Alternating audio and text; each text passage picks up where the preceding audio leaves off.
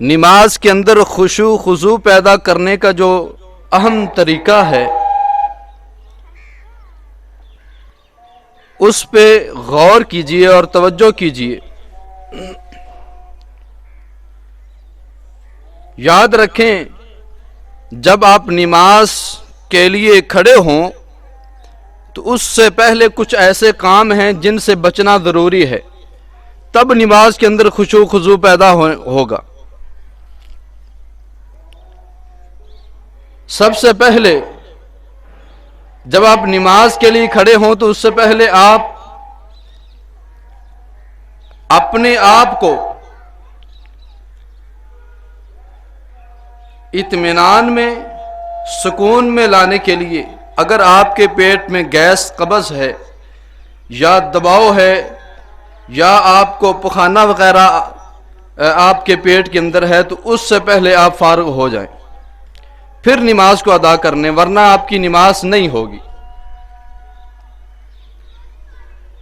اور یہ بات صحیح البخاری کے اندر موجود ہے۔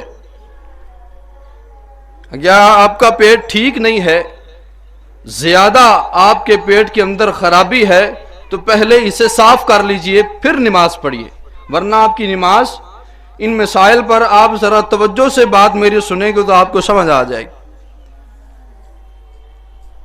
پہلے نمبر پر اپنے آپ کو صاف ستھرا بنا لیجئے، اپنے پیٹ کو صاف کر لیجئے، پھر نماز کو ادا کیجئے۔ نمبر 2، اگر آپ کو نیند زیادہ آ رہی ہے تو پھر بھی نماز نہ پڑھیے، پہلے اپنی نیند کو پوری کر لیجئے، صحیح البخاری کے اندر موجود ہے۔ نمبر 3، صحیح البخاری کے اندر یہ بھی روایت موجود ہے، اگر بھوک لگی ہو اور کھانا بھی موجود ہو، نماز کا وقت ہو، نماز کو نہ پڑھیے، پہلے اپنی بھوک کو دور کیجیے۔ کھانا اگر موجود ہے، اور یہ بات صحیح مسلم کتاب المساجد کے اندر یہ بات موجود ہے، اگر آپ کو بھوک لگی ہے تو اپنی بھوک کو پہلے دور کیجیے، پھر نماز ادا کیجیے۔ نمبر 4، بخاری کے اندر یہ روایت موجود ہے کتاب الصلاۃ کے اندر، فرمایا کہ اگر آپ جس جگہ پہ نماز پڑھ رہے ہیں وہ جگہ زیادہ، آپ کی جگہ اور آپ کا لباس زیادہ ڈیزائن دار نہ ہو، آپ کا مصلی بھی زیادہ ڈیزائن دار نہ ہو، اگر ڈیزائن ہوگا آپ کے کپڑوں کے اوپر زیادہ اور آپ کی صفوں یا اپنے جو جس مصلی پر جائے نماز پر کھڑے ہیں زیادہ ڈیزائن ہوگا تو آپ کی توجہ نماز سے غافل کر دے گی اور یہ توجہ آپ کے مصلی پر یا آپ کے کپڑے پر جائے گی، پھر بھی نماز ادا نہ کرے۔ نمبر 5، فرمایا ابو داؤد کے اندر روایت موجود ہے، اس جگہ پہ نماز نہ پڑھیں جس جگہ پہ آپ کی جگہ کے قریب لوگ بیٹھے اور باتیں کر رہے ہوں، لوگوں کے پاس نہ کھڑے ہوں نماز کے لیے جہاں لوگ باتیں کر رہے ہیں۔ بعض اوقات مسجد کے اندر چند ساتھی بیٹھ جاتے ہیں، کچھ باتیں کرتے ہیں، تو اگر ہم ان کے قریب نماز پڑھیں گے تو ہمارا دھیان ان کی باتوں کی طرف جائے گا، تو اس لیے ان کے قریب نہ کھڑے ہوں۔ نمبر 6، فرمایا اپنی ہر نماز کو آخری نماز سمجھو،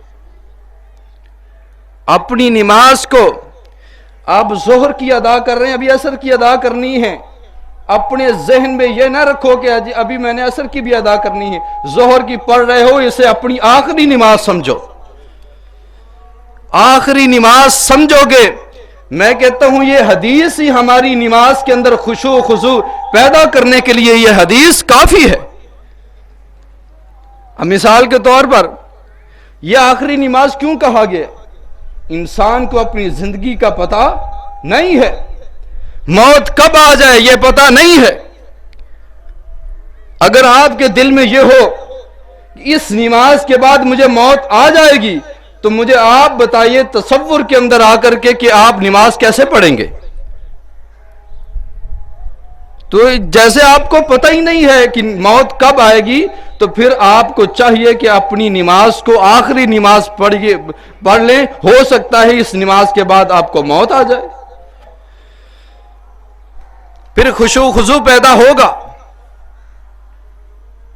آئیے ذرا غور کیجئے۔ نمبر 7، جو اصل موضوع کی طرف میں بڑھنا چاہتا ہوں کہ نماز کا ترجمہ یاد کیجئے۔ نماز کے اندر جتنی دعائیں ہیں، اور یہ میں اپنے پاس سے بات نہیں کر رہا ہوں، اللہ کے قرآن میں یہ بات موجود ہے۔ امام کائنات جناب محمد الرسول اللہ صلی اللہ علیہ وآلہ وسلم کے سینہ پاک پر اللہ پاک نے قرآن اتارا ہے۔ اللہ پاک نے فرمایا، یا ایھا الذین آمنوا لا تقربوا الصلاۃ، اے ایمان والو نماز کی حالت میں، اے ایمان والو نماز کی حالت میں جب نماز پڑھو اس وقت آپ کو کوئی کسی قسم کا نشہ نہ ہو، یعنی نشے کی حالت میں نماز نہیں پڑھنی چاہیے۔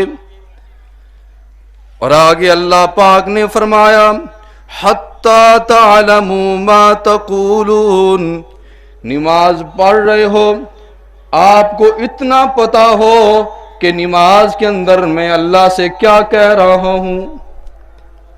حتیٰ کہ آپ کو یہ بات معلوم ہو، تعلموا آپ جانتے ہو، ما تقولون میں اللہ سے کیا کہہ رہا ہوں۔